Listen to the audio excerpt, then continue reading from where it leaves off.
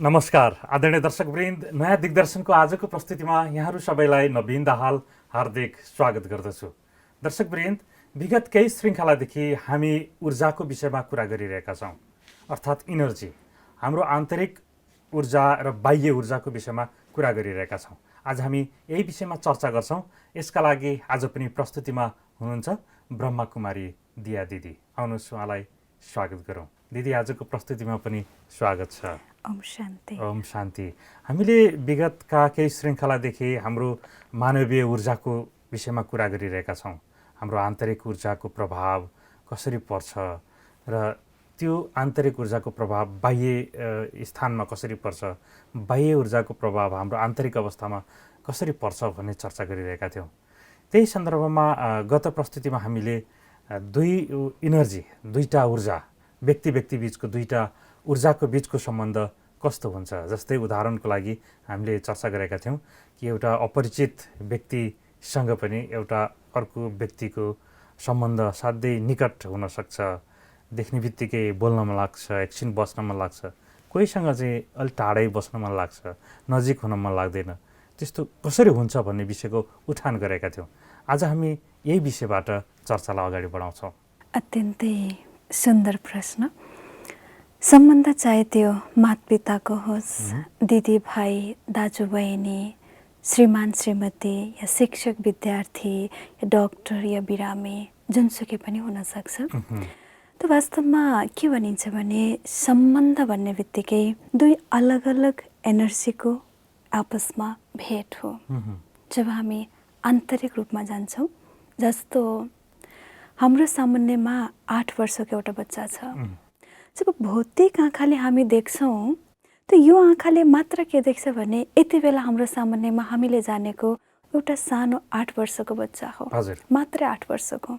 आँखाले जब हेर्छौँ, चर्मचक्षुले उसको उमेरलाई हेर्छौँ, उमेर सँगसँगै उसको स्थिति, उसको अनुभव, उसको चालचलन, हामीलाई लाग्छ ऊ धेरै सानो छ, ऊ बच्चा हो, मेरो कुरा उसले बुझ्न सक्दैन, अथवा उसँग यति क्षमता छैन, अथवा उसको क्षमता अनुसारको वाद विवाद या कुराकानी हामी अगाडि बढाउँछौँ, सम्बन्ध हामी अगाडि बढाउँछौँ।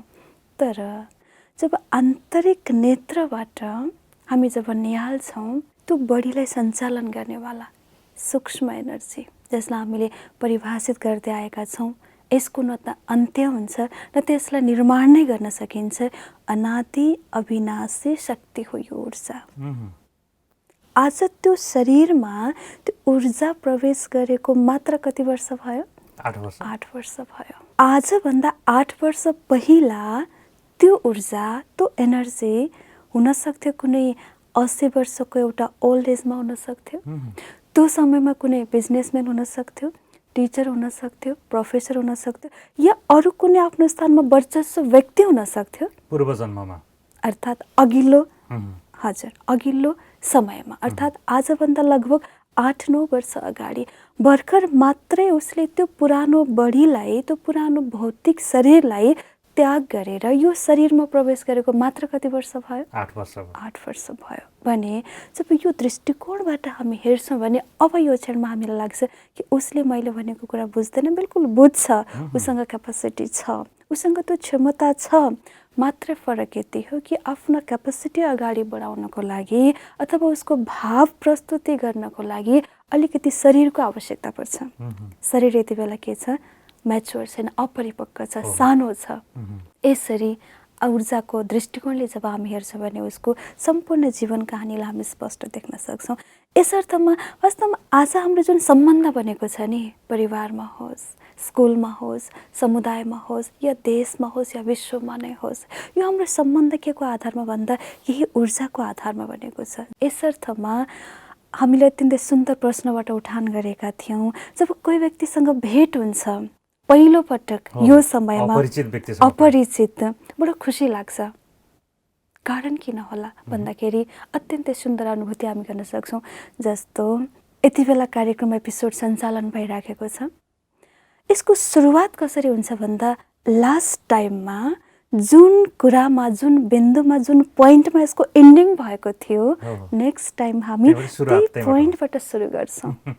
त्यसैले भनिन्छ रिलेसन अर्थात् सम्बन्ध भनेको एनर्जीको आपसमा एक्सचेन्जको प्रक्रिया हो, आपसमा साटासाटको प्रक्रिया हो। अर्थात् लास्ट टाइम कुनै क्षणमा अथवा यो सुरुभन्दा अगाडिको कुनै पोइन्टमा, कुनै भेटमा जुन प्रकारको एनर्जीको हामीसँग एक्सचेन्ज भएको थियो, आदान प्रदान भएको थियो, हुनसक्छ त्यो स्नेहको या शक्तिको या कुनै रिलेसनको आधारमा भएको थियो, जुन पोइन्टमा समाप्त भएको थियो नि, आजको सुरुवात त्यही बिन्दुबाट सुरु भएको हुन्छ। भनेपछि यहाँको भनाइको तात्पर्य के रह्यो भने अघिल्लो जन्ममा, पूर्व जन्ममा हामी दुवैजना हामी निकटमा थियौँ, हाम्रो राम्रो सम्बन्ध थियो, राम्रो सम्बन्ध चलिरहँदाखेरि हामी त्यहाँबाट छुटेर यहाँ आयौँ, ये भन्न खोज्नु भएको। त्यही भएर अहिलेको भेट चाहिँ एकदम प्रिय लाग्यो। अफकोर्स यो सत्य हो, किनभने आत्मा आफैमा अनादि र अविनाशी शक्ति भएको हुनाले मात्र यसले शरीरलाई चेन्ज गरिदिन्छ, आफै चेन्ज हुने होइन। जसले जुन पहिरिएको कपडा छ, वस्त्र छ, मात्र वस्त्रलाई परिवर्तन गरिदिन्छ। वस्त्र परिवर्तन गर्ने क्रममा एनर्जी त उही नै हो। जस्तो यहाँबाट मैले कुनै समयमा ऋण लिएको थिएँ, हुनसक्छ त्यो 500 या 5000 जति बेला म आफ्नो प्रोफेसन लाइफमा थिएँ, जति बेला म आफ्नो लाइफमा थिएँ, कारोबार गर्दै थिएँ।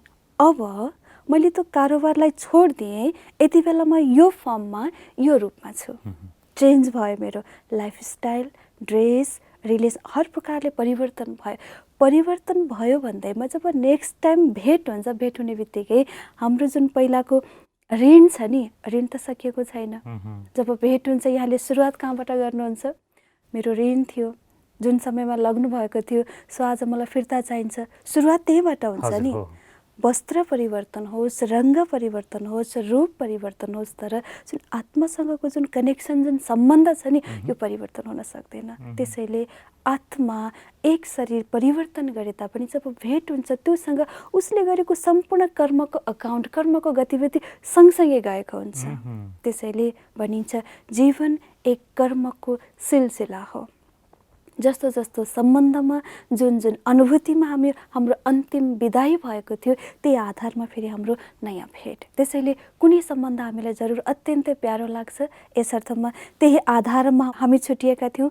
कुनै सम्बन्ध अत्यन्तै दुःख लाग्छ, भेट हुने बित्तिकै दुःख लाग्नु, नजिक बस्न मन नलाग्नु या बोल्न मन नलाग्नु या कता कता आन्तरिक रूपमा आवेग उत्पन्न हुनु, अर्थात् यो पनि हाम्रो कहीँ न कहीँ त्यही ऊर्जाको एक्सचेन्ज हो, अर्थात् परिवर्तन हो। जुन समयमा हामी झगडा हुँदाहुँदै, आपसमा अनबनी हुँदाहुँदै, आपसमा नराम्रो खिटपिट हुँदाहुँदै, हाम्रो अकाउन्ट क्लियर नहुँदैमा हामी छुटिएका थियौँ। मात्र अब केही समय पश्चात जब दुई एनर्जीको भेट हुन्छ, कुन रूपमा? अलग अलग फर्ममा हुनसक्छ। पहिलो समयमा मेलको रूपमा थियो, अहिले फिमेलको रूपमा हुन सक्छ। पहिलो समयमा साथी साथीको रूपमा थियो, अहिले अर्को कुनै रिलेसनमा हुनसक्छ। तर सम्बन्ध चेन्ज छ, रूप चेन्ज छ, ड्रेस परिवर्तन छ, तर आत्माको जुन एनर्जी हो नि, यो परिवर्तनशील छैन। आत्मा बिचको त्यो ट्युनिङ चाहिँ मिल्यो, स्पर्श भयो होइन, उसलाई अनुभूति भयो, तर शरीर परिवर्तन भएको कारणले सायद चिन्जान नभएको होला होइन। त्यो एउटा नयाँ परिचित भन्दा पनि अपरिचित अनुहार देख्ने बित्तिकै उसले चिनेको भए कस्तो हुन्थ्यो होला भन्ने लाग्छ कि होइन। पूर्व जन्ममा हाम्रो यस्तो सम्बन्ध थियो, हाम्रो यस्तो कारोबार थियो, यो हुँदाहुँदै हामी छोडेर यहाँ आयौँ भन्ने थाहा भएको भए कस्तो हुन्थ्यो होला जस्तो पनि लाग्छ।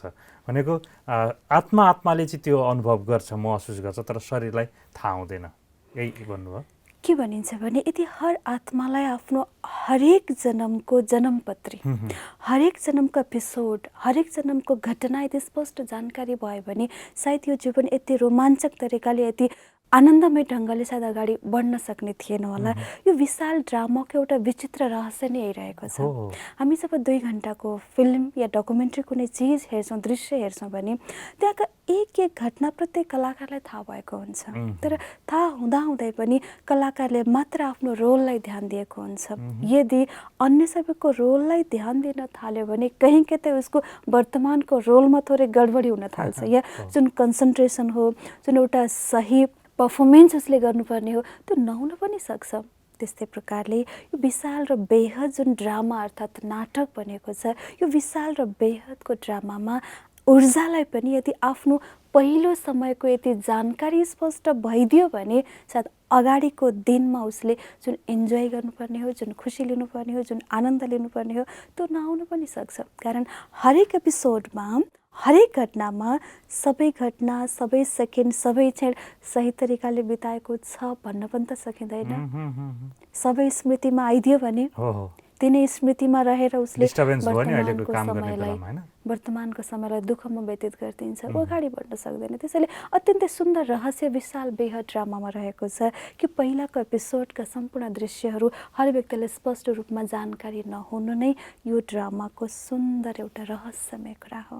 एउटा मान्छेको इनर्जी र अर्को एउटा सानो बच्चाको इनर्जीको चर्चा गर्न मन लाग्यो। अघि सन्दर्भ यहाँले उठाएपछि मलाई याद आयो, हरेक व्यक्तिलाई बच्चा मनपर्छ।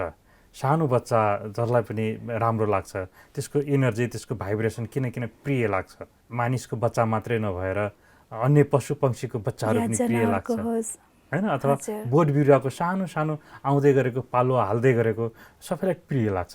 यस्तो किन हुन्छ? कस्तो खालको इनर्जीको ट्युनिङ हो? कस्तो खालको सन्दर्भ हो यो? हजुर, आत्मा जब बच्चाको रूपमा आएको हुन्छ त्यसो भनिन्छ के भने जीवन एक स्थानमा मृत्यु, अर्को स्थानको जन्म। जसरी रातको अन्त्य हुन्छ के को लागि, रातको अन्त्य सँगसँगै सुन्दर बिहानी जोडिएको हुन्छ, त्यस्तै प्रकारले जन्मको अन्त्य सँगसँगै मृत्युको प्रसङ्ग जोडिएको हुन्छ। त मृत्युको अन्त्य सँगसँगै अर्को नयाँ जन्म या आगमनको प्रसङ्ग जोडिएको हुन्छ। यी दुईटा आपसमा अत्यन्त अन्तर सम्बन्धित रहेका कुराहरू हुन्। यस्तै प्रकारले जब नयाँ आत्मा पुरानो शरीरलाई छोडेर, पुरानो सम्पूर्ण घटना, सम्पूर्ण सम्बन्धलाई छोडेर नयाँ शरीरमा प्रवेश गरेको हुन्छ, त्यो समयमा उसको ब्याक टाइमको पहिलो लाइफको सबै चिज घटनाहरू स्थगित भएको हुन्छ या समाप्त भएको हुन्छ भने यो समयमा आइसक्दाखेरि 8-9 वर्षसम्मको उमेरसम्ममा उसको एनर्जी यथावत रहन्छ। कुन रूपमा? जो आत्माको आफ्नो मौलिक संस्कार हो, जो पवित्रता, सुख, शान्ति, प्रेम, आनन्द, शक्ति, जो आत्माको मौलिक संस्कार हो नि, उसँग विकसित भएको हुन्छ। कारण उसबाट, उक्त बढीबाट व्यर्थ कर्म हुन पाउँदैन। उसलाई यति पनि थाहा हुँदैन कि मेरो आमाको हो, मेरो बुवाको हो, मेरो दाजुभाइको हो, मेरो परिवारको हो, मेरो आफन्तको हो। त्यो समयमा उसलाई आफ्नो रकाको भेद नहुनु मतलब ऊ आफैमा इनोसेन्ट हुनु हो। उसलाई यति पनि जानकारी हुँदैन राम्रो के हो, नराम्रो के हो, सफलता के हो, असफलता के हो। यी सम्पूर्ण कुराको जानकारीबाट अनभिज्ञ हुने भएको हुनाले यसलाई भनिन्छ अत्यन्त इनोसेन्ट अवस्था। कुनै पनि अवगुणहरू हुँदैन, नेगेटिभ भाइब्रेसन केही हुँदैन। बच्चालाई हामीले गाली दिउँ या स्नेह गरौँ, त्यति बेला उसलाई भिन्नता हुँदैन, गाली गरेको या स्नेह दुवै चिजमा हाँसिदिन्छ। हामी उसलाई पछि फिल गराउँछौँ यो व्यवहार स्नेहको हो, यो व्यवहार गालीको हो या अवगुणको, यो व्यवहार तिमीलाई गाली दिएको हो। जब अनुभूति हामी उसलाई गराइदिन्छौँ, नेक्स्ट टाइम अब उसको मस्तिष्कमा कोड, ल्याङ्ग्वेज रेकर्ड हुन पुग्छ। अब दोस्रो पटक उसले त्यसको रेस्पोन्स दिन्छ कि साँच्चै कि यो व्यवहार मेरो लागि राम्रो हो, यो व्यवहार मेरो लागि नराम्रो हो। एवं रीतिले जब अगाडि बढ्दै जान्छ बिस्तारै बिस्तारै उसको अब रिलेसन सम्बन्धको घेरा साँगुरो हुँदै जान्छ। त्यो समयमा सबैलाई त्यही नजरले देख्थ्यो जुन नजरले उसले आफ्नो आमालाई देखेको हुन्थ्यो, सबैलाई त्यही भावले देख्थ्यो जुन भावले उसले आफ्नो परिवारको सम्बन्धीलाई देखेको हुन्थ्यो। अब त्यसपछि हामीले बिस्तारै बिस्तारै उक्त बच्चामा केही न केही पर्खाल खडा गरिदिन्छौँ। यति तिम्रो सम्बन्धी हो है, यति तिम्रो पढाइ हुने, यति तिम्रो आफन्ती हुने, यो भावको पर्दा जब हामी राखिदिन्छौँ बिस्तारै बिस्तारै उसको जुन आत्माको अनलिमिटेड क्षमता छ, शक्ति छ, बिस्तारै लिमिटेसनमा आइपुग्छ, साँगुरो पर्दामा आइपुग्छ। अथाह क्षमता क्वालिटी थियो, अब त्यसलाई उसले सङ्कुचित बनाउँदै जान्छ। यस अर्थमा जति वृद्धि हुँदै जान्छ, विकास हुँदै जान्छ शरीरको, त्यही रूपले उसको आत्माको शक्ति पनि सङ्कुचित बन्दै जान्छ। हामी अनुभव गर्न सक्छौँ त्यही बच्चाले कुनै नराम्रो शब्द बोले तापनि कसैलाई अनुभव फिल हुँदैन, सानोमा कसैलाई हुँदैन। त्यही शब्द अलिकति ठुलो भएपछि उसले बोलोस् त हर कोहीले अनुभूति गर्न सक्छ। कारण ठुलो भइसकेपछि उसमा कहीँ न कहीँ मनोविकार, सङ्कुचित भावना व्यक्त भएको हुनाले त्यसको असर अन्यमा पनि छिटै पर्न जान्छ। भनेपछि उमेर अनुसार पनि यो ऊर्जाको प्रभाव र प्रभाव फरक फरक हुने रहेछ। प्रभाव र प्रभाव जरुर घट्दै जान्छ, बढ्नुको सट्टा झन्झन घट्दै जान्छ। कारण आत्मामा अनेक प्रकारको लेयर, जसरी इलेक्ट्रिक ऊर्जामाथि हामीले यति बेला लेयर लगाइदिएका छौँ, धेरै ट्याग लगाइदिएका छौँ। त्यही ऊर्जा कहिले लाइटको रूपमा, कहिले फ्यानको रूपमा, कहिले ट्युबलाइटको रूपमा, कहिले कुलरको रूपमा फरक फरक लेयर आज लागि चढेको छ। यदि सम्पूर्ण लेयरलाई जब हामी खोतलेर पर्दाफास गरेर हेर्छौँ, पछाडि बाँकी रहन्छ इलेक्ट्रिसिटी, करेन्ट। त्यस्तै प्रकारले आत्मा जो इनोसेन्ट एनर्जी हो, ऊर्जा हो, यो ऊर्जामाथि हामीले अनेक प्रकारको लेयर चढाइदियौँ, माथि तह लगाइदियौँ। तह तह जस्तो कि एउटा नामको लेयर। पहिला एउटा इनोसेन्ट एनर्जी थियो, अब हामीले कहाँ सीमित राख्दियौँ उक्त एनर्जीलाई? नामको घेरामा, कि तिम्रो नाम यो हो है, तिमी यो शरीर हो, यो बडी हो है, अर्थात् मेल हो अथवा फिमेल हो, छोरा हो या छोरी हो, एउटा लेयर लाग्यो। पहिला उसको एनर्जीको शक्ति थियो विश्व कल्याणको भावना, विश्वसँग उसको परिचय, शक्ति, उसको प्रवाह हुन सक्थ्यो। अब हामीले उक्त शक्तिलाई लेयरको रूपमा राखिदियौँ कहाँ? परिवारको दायराभित्र। तिम्रो आफन्त यति मात्रै हुन्, यी हुन् है, अरू पराई हो भने अरू पराई हो। तिम्रो आफन्त यो हुन् मतलब अरू पराई बन्न पुगे। मात पिता, दाजुभाइ, दिदीबहिनी, तिम्रो छिमेकी यी हुन् है, तिम्रो साथी यी हुन् है। आत्माको धर्म थियो शान्ति, पवित्रता, स्वच्छता। अब हामीले यसमाथि पनि लेयर लगाइदियौँ, यसलाई छोपिदियौँ। तिम्रो धर्म हो हिन्दू, बुद्धिज्म, क्रिस्चियनिज्म, मुस्लिम, धर्मको लेयर, जातको लेयर, भाषाको लेयर। आत्मा आफैमा अत्यन्तै भावले सम्पन्न थियो, त्यो भावलाई हामीले भाषामा सीमित राखिदियौँ।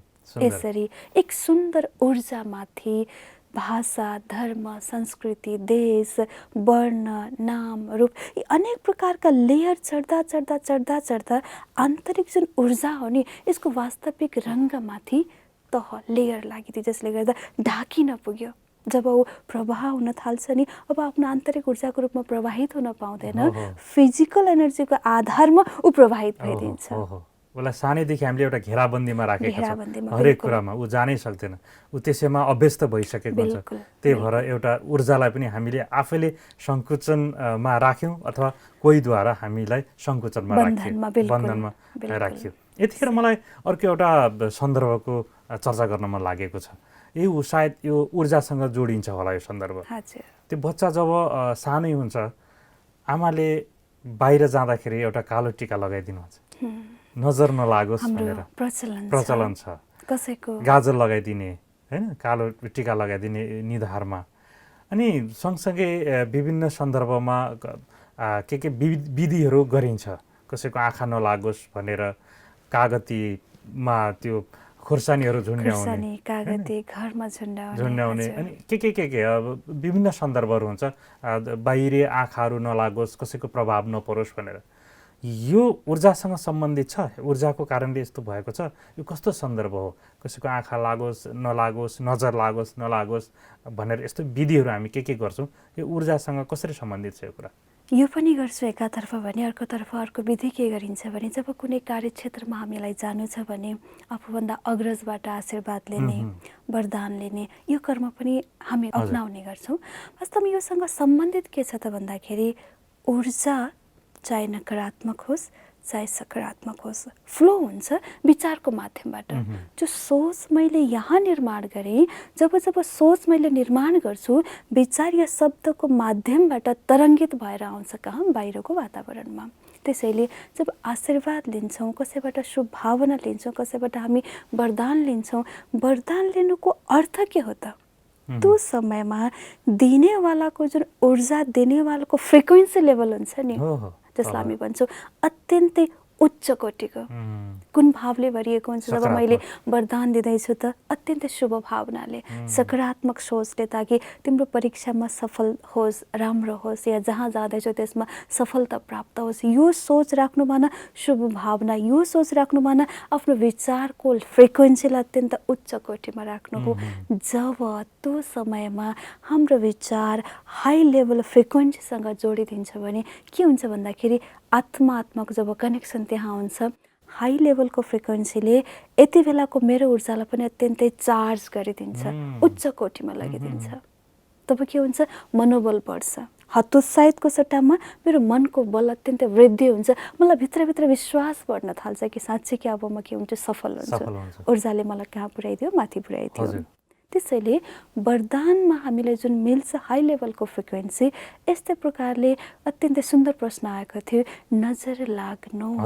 नजर लाग्नु अर्थात् कसैको बाहिरी आँखा पर्नु होइन, हेरेर मात्र लाग्नु भन्न खोजे। नजर लाग्नु अर्थात् नजर सँगसँगै बहेको जुन सूक्ष्म भाइब्रेसन छ नि, जोसँग सङ्कल्प छ नि, जो नकारात्मकतासँग सम्बन्धित छ, जो नराम्रोसँग सम्बन्धित छ, जो कसैको लाइफसँग अत्यन्तै हानि पुर्याउने विचारसँग सम्बन्धित छ, जसलाई हामी नजर लाग्नु भनेर भन्छौँ।